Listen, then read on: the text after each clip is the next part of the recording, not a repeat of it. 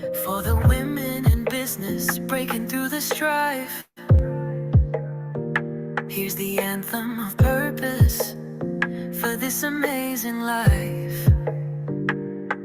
She's got the vision, she's got the flame, breaking glass ceilings, changing the game.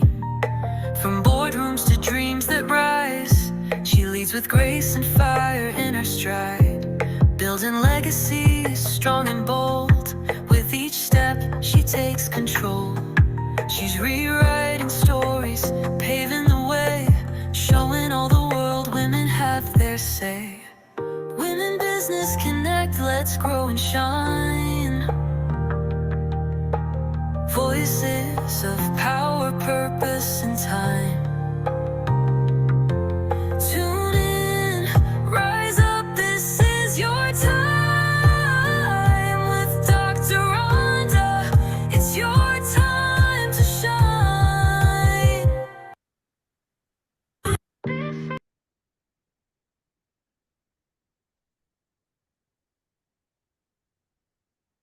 All right, Miss Yolanda, it is your time to shine. Are you ready to shine? Yes. Awesome, awesome. Well, let's welcome on today Miss Yolanda Churchwell. How's it going? Where you at today, Miss Yolanda? First of all, I want you to introduce yourself, tell them where you're from, and then we'll get into what you do. All right. So I am Yolanda Churchwell, and I am in Sandusky, Ohio, right off of Lake Erie. And the weather is really nice today. It's not too hot, nice little breeze, perfect for if you want to go fishing. Fishing. Do you do a lot of fishing there? I go with him. I go with my dad. You don't do it. You just go with them. I go with him. Awesome. I have my own pole. I put the worm on, but I won't take the fish off. Do you, do you cook that fish? I'm not cleaning it nor am I cooking it, but I am going to eat it. Oh, well, I understand. Mhm. So tell us a little bit about what you do and how did that, transpire? That is a very interesting story, Dr. Rhonda. So I am the CEO's fractional COO. I choose to take the fractional COO, the operations type services, and apply those to small business CEOs, women who are making 5 and 6 figures trying to get to 6 and 7 figures. Mhm. Typically, my ideal client feels a tug of war between what it is they do for their client and all of those things that go on behind the scenes that we had no clue about when we started a business. They feel like they're running all over. They're chief everything officer, and they want to become a visionary CEO. So I come in, help them make sure that they have the strategies, the SOPs, and the systems in place so that they can take Uh-huh. their business to the next level. Wow. That is that is awesome. That is so Yeah. tell me, how did this business come about? Like, what made you say, I need to do this I, for I did. people? I didn't decide it. It happened. So I had a business prior to this. I had a retail clothing store. For those of you, I'm a PK. So when I say Sunday go to meeting, some of y'all know that that's the clothes that you wear on church this Sunday. And so I specialized in big and tall men and plus size women.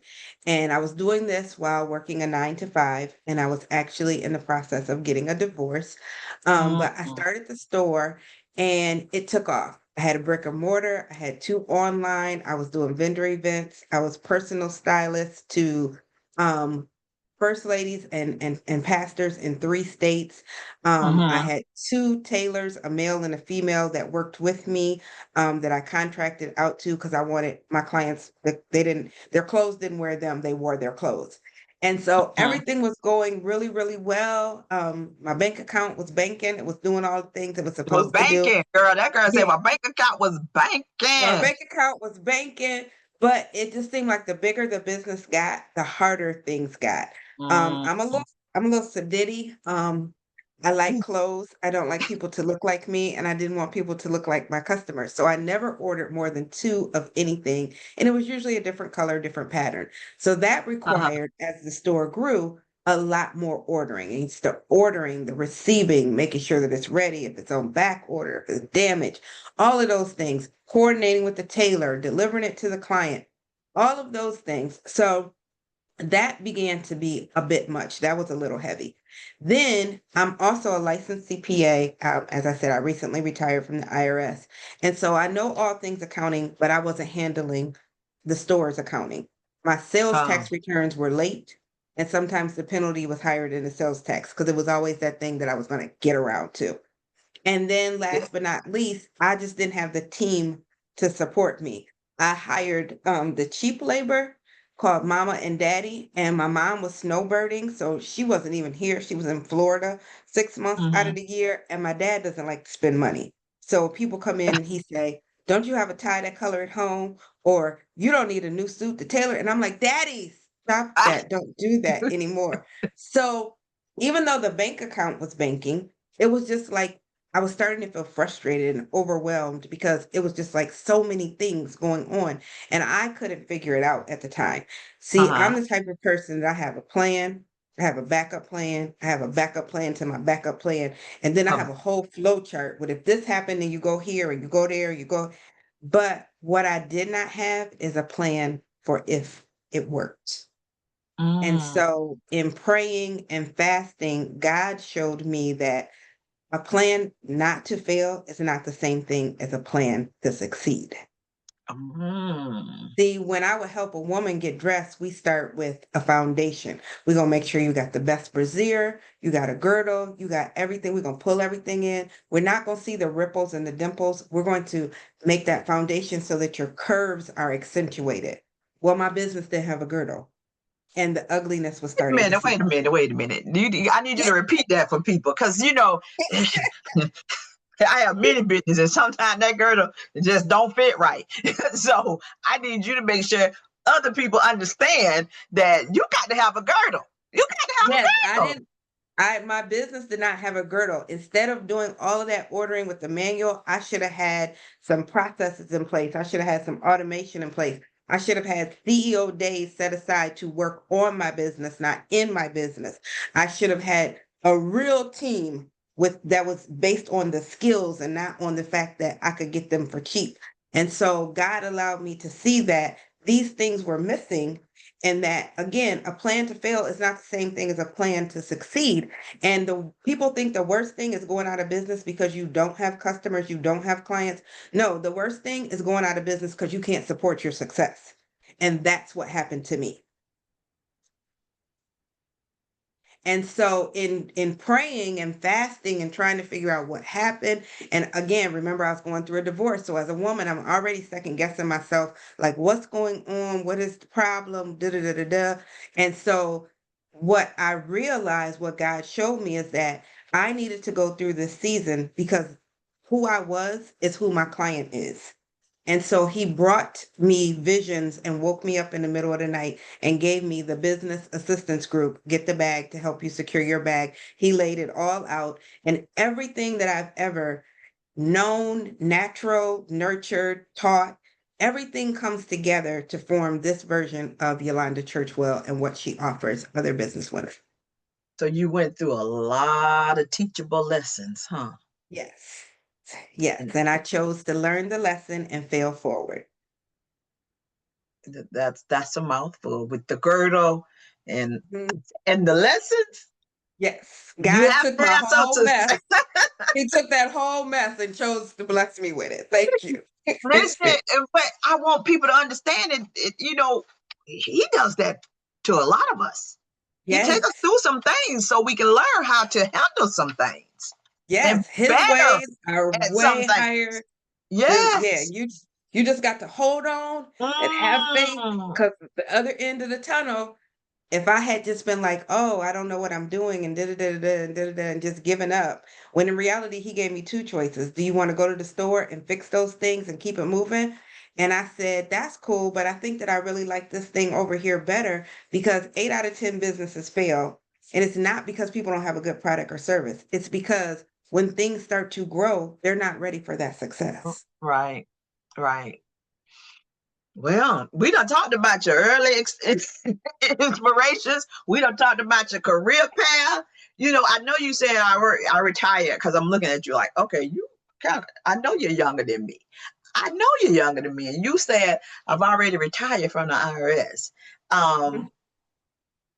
What made you say, okay, this is enough? I'm just like, oh, I'm just done. I never intended to be there 20 years, but as a civilian, you're supposed to do 30 years before you retire. But I had done everything I wanted to do in my career. I had fulfilled every aspiration that I wanted, and I knew that I was tired of people telling me what to do. I wanted to be the one telling other people what to do.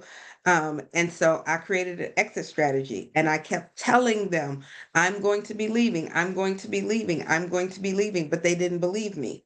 And so they were giving me you've had 20 years of service. They were putting together a party. They're like, you only have 10 to go. And I was like, no, this is my last day. I keep telling y'all that so I had an exit strategy that I put in place to make sure that my business had the foundation so that it would support me and to be able to leave. Because one of the things about leaving a career at 49 years of age is that they wanted to penalize me. So I don't have a pension right now. Everything that I'm doing is because of my business.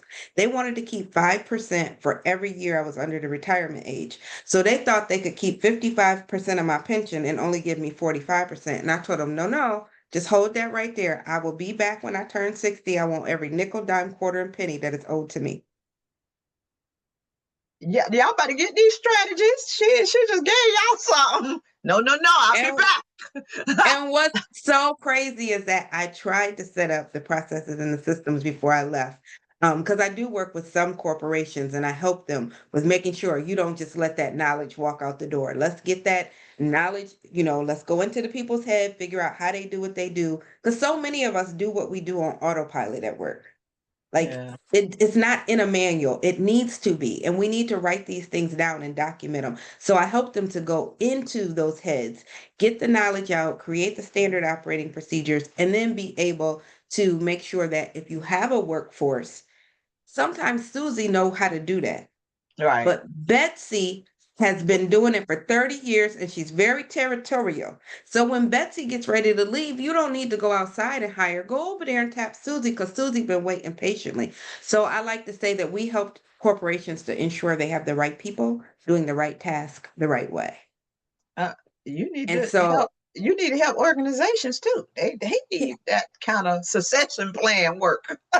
yeah, yeah. So they called me, my boss from the IRS called me a couple weeks ago and she was like, we're getting ready to put together the budget. And I'm like, the budget? That's usually done.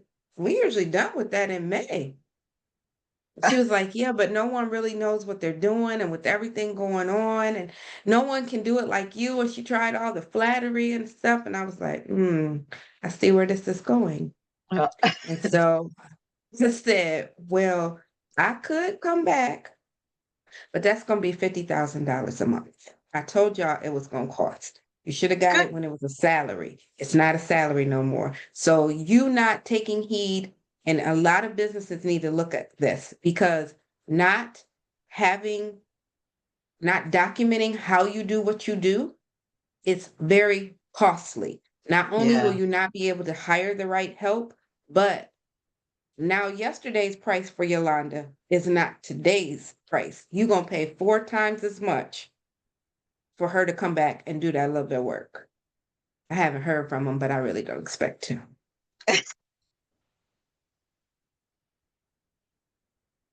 Right. They ain't calling me. I know how the federal government work. It takes 4 to 6 months to get that level of approval to spend that kind of money. that kind of money on that one person. That So one person.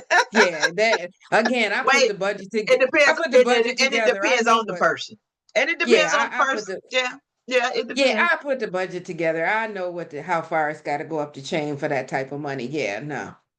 So what kind of challenges that you faced, um that you overcame that challenge in your business, in this business, not in IRS business, but in this, what challenges have you had and that you overcame?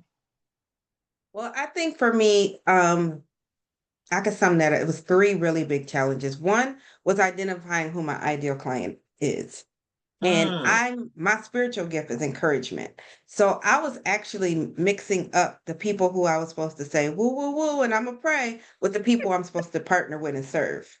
And I was wondering why I was feeling empty, or why when it came time for them to write the check, they was like, well, I don't have any money. So I had to get very clear on who my ideal client is. And so sometimes when I say I work with women who are making six figures trying to get to seven, some people go, and I'm like, but no, I know that's my box. I know that right. that's because they need what I have. That is In awesome. business, yeah, like you need the SOP part of what I do when you're making five figures, but for the most part, for the level of overhaul that I'm gonna come in and be your partner in your business, you are really making six figures and you're trying to get to seven or eight or nine. And so I'm very clear on that. And once I got clear on that and I was okay with it, it's like, okay, well, You said it. you're someone I can woo woo woo. You're someone that just needs SOPs and I can help you at this rate, but you're my ideal client. And once you get clear on who your ideal client is, for me, that was game changing. And then coming with that was my messaging.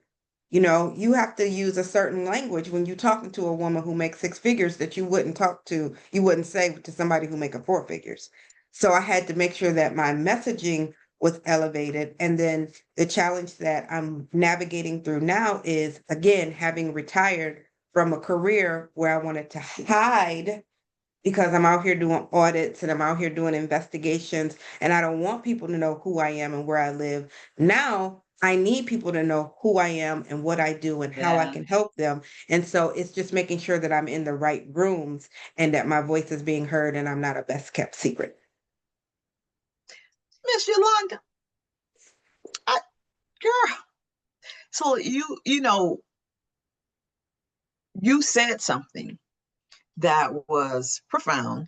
And one of the things, and it's I was just talking to one of my mentors about it this morning, being comfortable with who you are and know your product Mm-hmm.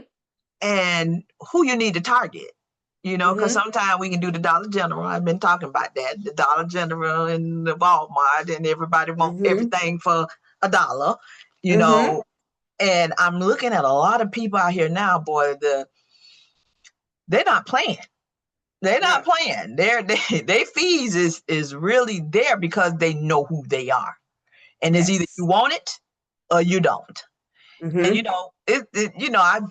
I've been that community person forever, and you be wondering like, okay, I got to shift. Mm-hmm. I've never say, okay, I'm ready to make money. I'm more like I'm ready to save lives. So why can't I do that Okay. together? Yeah, because see, okay, let's be real about this. Okay, I told you I'm a PK. Don't the church take an offering every Sunday? Every Sunday. Sometime during the week, but okay. And don't let little Miss Johnson that live behind the church run into some problems with her utility bills. They're gonna take up a special benevolent offering. So you can't have a mission without some money. Yeah, it, See, a lot of people get that twisted, but it says in Ecclesiastes 11:2 that as God's children, we're supposed to have eight streams of income. See, the world tell us seven, but God's word says eight. It says he mm, sent his son so that we could have life and have it more more, abundantly. yeah. In my father's house, there are many mansions. What mansion you If it know? was not so, So it you do have to have a heart to serve, but there is nothing wrong with knowing that you have a rate for the gift that God has placed inside of you, and you don't want to disrespect or be a disservice to the gift that He's giving you because you allowing the world to pimp it. mm, I'd have been pimped many times. I was not. I'm not, and I don't have to, tell lies about it. I have been Right. pimped that Yeah. financially I'm paying out stuff, but it's not about me. I'm sorry. We can talk about me later on this. This is about you, Miss Yolanda. It's not about that. But I'm gonna stop being pimped, though. I'm gonna stop being You pimped. got you gotta know your rate, know your rate and just charge your rate. And the people who are your ideal client are not going to balk at your rate. Those people who you say the rate and they want to nickel and dime you, those are the same clients who are gonna probably cause some problems along the way. As long as you are who you are and you deliver what you And say you you're gonna know, and you deliver. know who you are. Yep, Yeah, and deliver yeah, what you gonna say, what you say you're gonna deliver. Don't be out here acting without integrity. yeah. And I haven't, but people want We know that to. there are some who, yeah. Okay, so girl, lesson learned. We the lesson learned. Lesson learned. We ain't even got to go into the lesson learned question. What did the experience teach you? Because you just taught everybody a whole little lot right there, right there. If they didn't catch that, they about to go back and listen again because we are so lost and on what we're doing and what we need to do that we need people to help walk us through that. Now, but that's lesson learned. Okay. Uh-huh. So let's talk about your proudest achievement. What accomplishment stands out to you that is very meaningful in your journey? For me, it is knowing that 9 times out of 10, when I meet my ideal client, sometimes they're considering closing their doors. They're getting ready to go look for a job again. And I come in and we're able to do the work together. And in 3 to 6 months, they are doing better than they've ever done in their business. I am here to disrupt the status quo. There will be no more 8 out of 10 businesses go out of business as long as I'm able to do what I do. So my biggest achievement is being able to come in and help those people in such a way that they are able to make their dreams their reality. They don't have to go back to a 9 to 5. They don't have to give up their dream. And my proudest achievement is driven by my biggest fear. My biggest fear is that I get to judgment day and God says, because you were afraid, because you didn't Mhm. move, because you didn't deliver. You blocked your own blessing, but I had this line of people for you to help, and you were supposed to be a blessing to them. And now you didn't. Some of them I could reposition for someone else, but some of them missed their blessing. That's one thing for me to mess up my own blessing, but I'm not going to be responsible. I don't play with Jesus' money and I don't play with Jesus' people. Well, I'm a Jesus people. Right. I'm a Jesus people. I tell people all the time, believe what you want, believe what you want to believe, but I'm a PK, and so it's in me. I was born and raised in it. So you're gonna get some scripture, you're gonna get some Yeah. age-old sayings, that's just who I am. And again, that's a part of my ideal client is cool with that. Yeah, girl. So let's talk about reflection. How have these successes influenced your perspective on leadership and growth?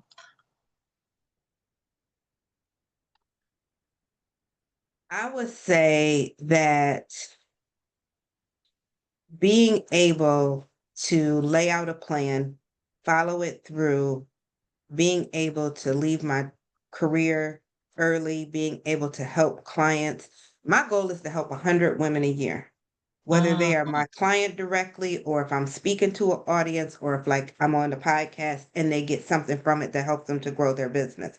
And so my whole thing is that you don't look for an opportunity to be a role model. You just be you and it comes into fold. So my whole thing is I want to help make sure that CEOs are acting like leaders. They are mhm. running their businesses, not working for or in their businesses. They didn't create a job, but it allows them to be in a place where they can be leaders and they can be what the definition of what growth looks like. So for me, it's paying it forward. Awesome. Now we talk about paying it forward. Let's talk Mhm. about some of this, like mentorship and support. In what ways do you actively uplift or mentor other women entrepreneurs? Oh, that's a good one. Um, well, in addition to what I do within my business, I'm also part of a group of women, and we have a coaching cohort called 4x4 Unlock Your Potential. And it's a 3-month cohort, and they come in and there's 4 coaches. And so you're going to get all 4 tracks. We meet, well, 16 times once a week for 3 or 4 months. And one person does publishing, one person does branding and intellectual property, one person does nonprofit, and I do businesses and systems.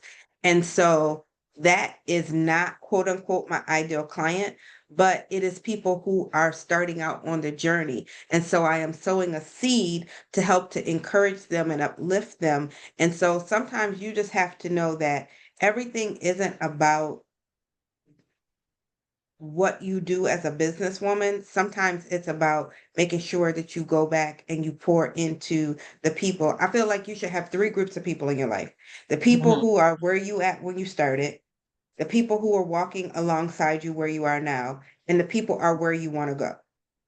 And I Right. feel like you should be giving on all three levels. So I think that it's very important that you always reaching back, lifting somebody else up.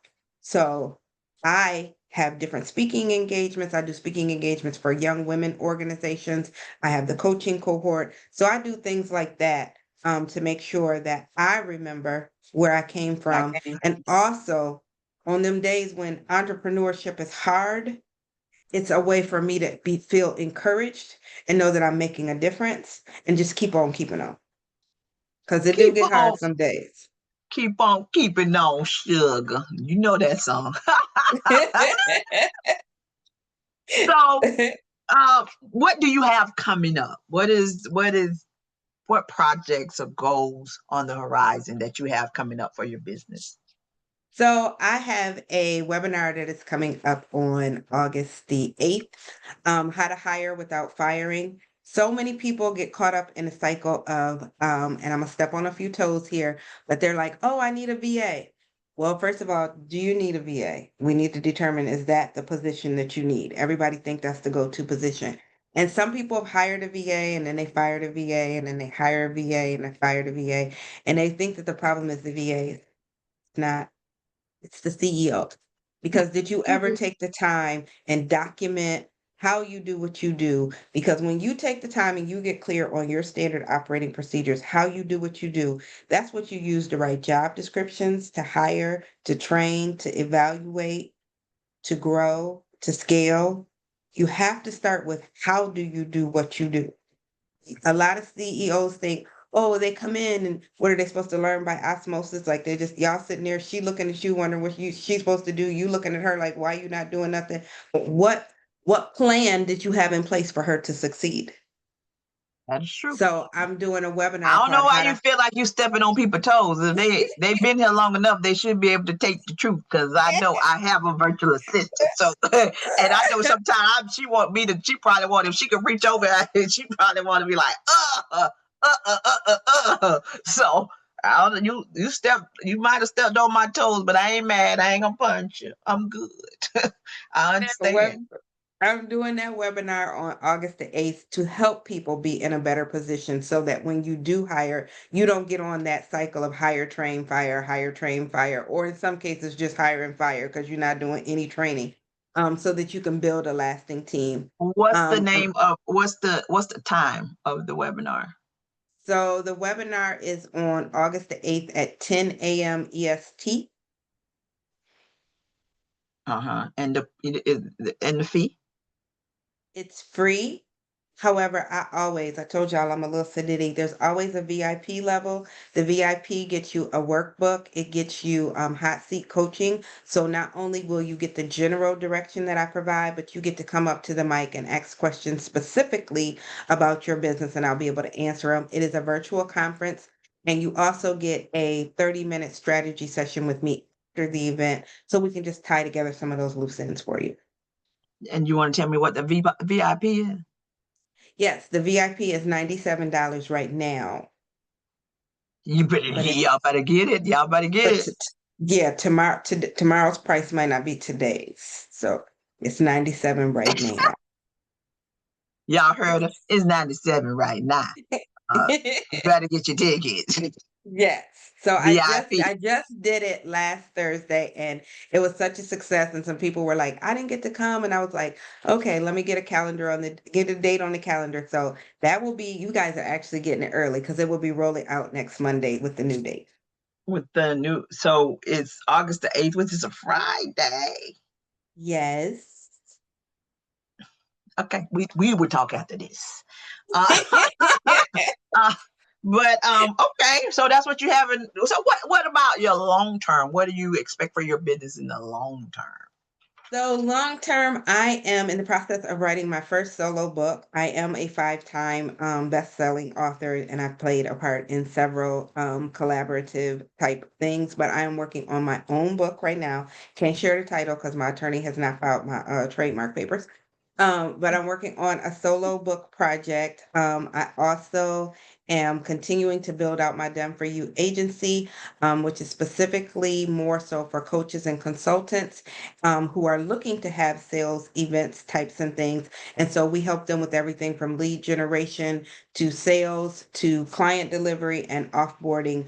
And so we help them to make sure that's a Done For You service. We provide the copy and the automation, the systems and the processes for that.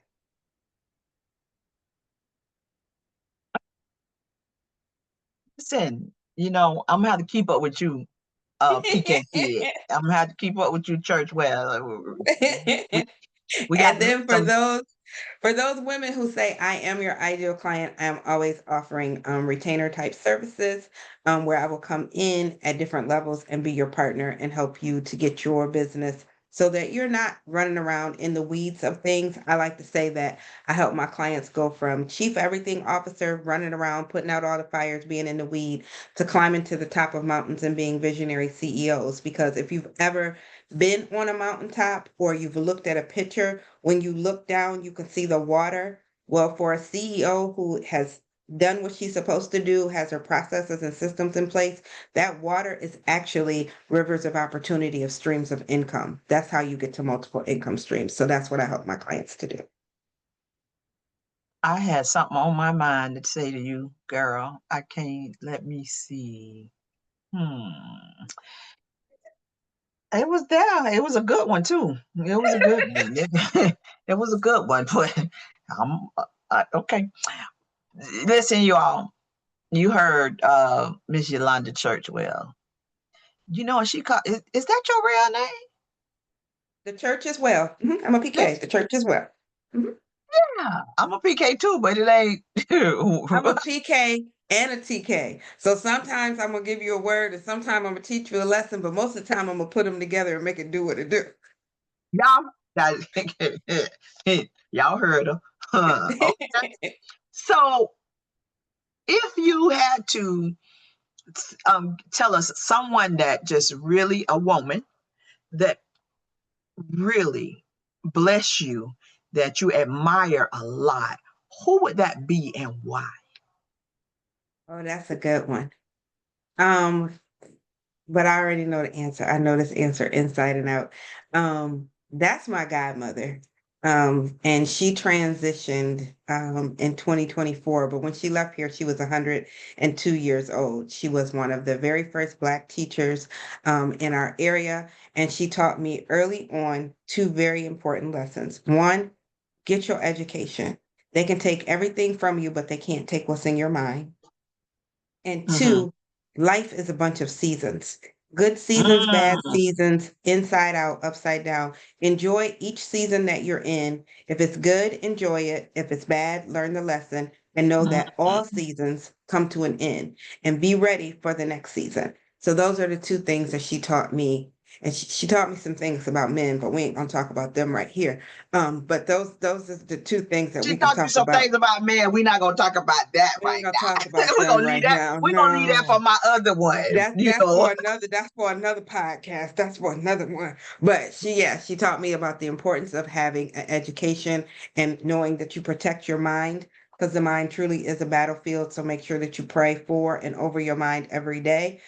Soak up as much knowledge as you can because people cannot take that from you. And then They know can't. that life is made up of a bunch of seasons and never get too attached to any one season.